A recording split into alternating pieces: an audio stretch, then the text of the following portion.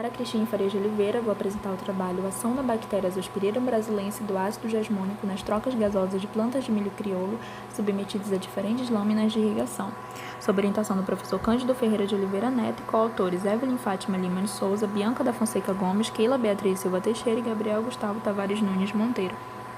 O milho é um dos grãos mais produzidos no mundo, de acordo com a Conab de 2019. O milho crioulo é uma alternativa a cultivares híbridas e que requerem maior uso de insumos. A Azospirillum brasiliense promove o crescimento de plantas em circunstâncias limitadas de água.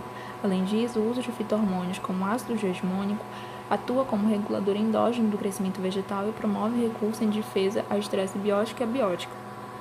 O objetivo do trabalho foi avaliar os efeitos da associação com a Azospirillum brasiliense de ácido jasmônico na troca gasosa de plantas de milho crioulo submetidas a diferentes lâminas de irrigação. O experimento foi conduzido em casa de vegetação pertencente ao Laboratório de Fisiologia Vegetal localizado no Instituto de Ciências Agrárias da Universidade Federal Rural da Amazônia, no município de Belém. Foram utilizadas sementes de milho crioulo da variedade PRS 4157 Sol da Manhã,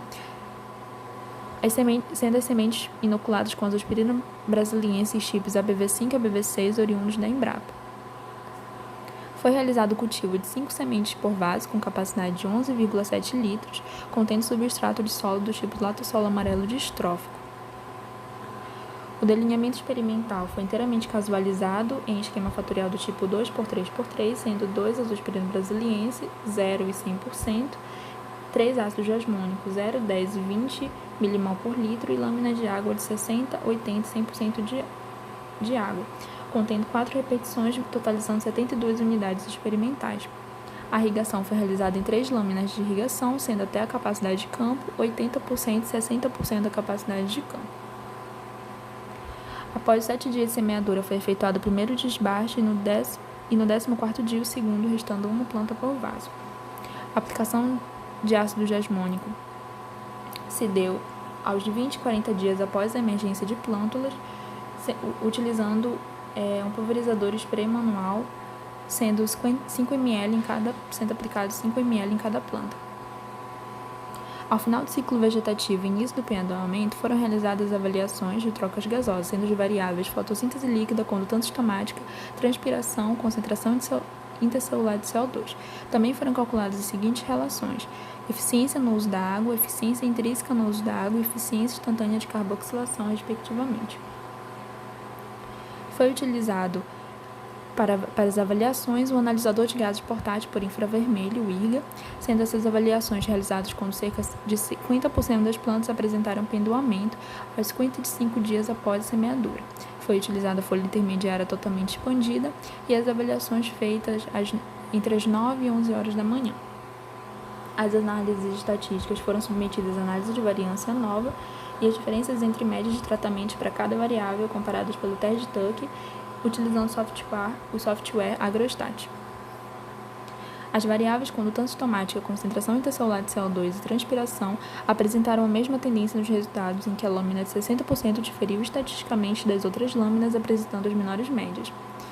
De acordo com Thales Ziegler, uma adaptação da planta em condições de baixa disponibilidade hídrica é a redução da condutância estomática, concentração interna de CO2 e transpiração foliar, como efeito comum do fechamento estomático. Em contrapartida, as relações calculadas de eficiência no uso da água e eficiência intrínseca no uso da água, houve um aumento nas médias observadas pela lâmina de 60%. Segundo Mello, a eficiência no uso da água pelas plantas pode aumentar quando ocorrer uma redução da lâmina aplicada sem diminuir a produção. Isso porque quanto menor a disponibilidade de água, menor também poderá ser o grau de abertura estomática para reduzir a perda deste recurso. Já para as lâminas de 80% e 100%, para as mesmas variáveis não diferiram estaticamente pelo teste de Tuck a 5% de probabilidade. Em relação à variável de fotossíntese líquida em função da interação da lâmina de água e bactéria em planta de milho, foi observado que na lâmina de 60, os valores diferiram significativamente em que a presença de bactéria aumentou a fotossíntese líquida nas plantas de milho. De acordo com Castro, as bactérias promotoras de crescimento vegetal induzem a síntese de hormônios vegetais e regulam a divisão celular, expansão foliar e síntese de clorofila. Isso influencia na maior assimilação de CO2 e promove um maior grau de abertura estomática e captação de luz pelas folhas. Já em relação à mesma variável de fotossíntese líquida, observou-se que nas lâminas de 100 e 80% de água, houve um aumento moderado de fotossíntese nas plantas. em que houve diferença significativa somente na lâmina de 80%, em que as doses de 10 e 20 milimol por litro não apresentaram diferença significativa entre si.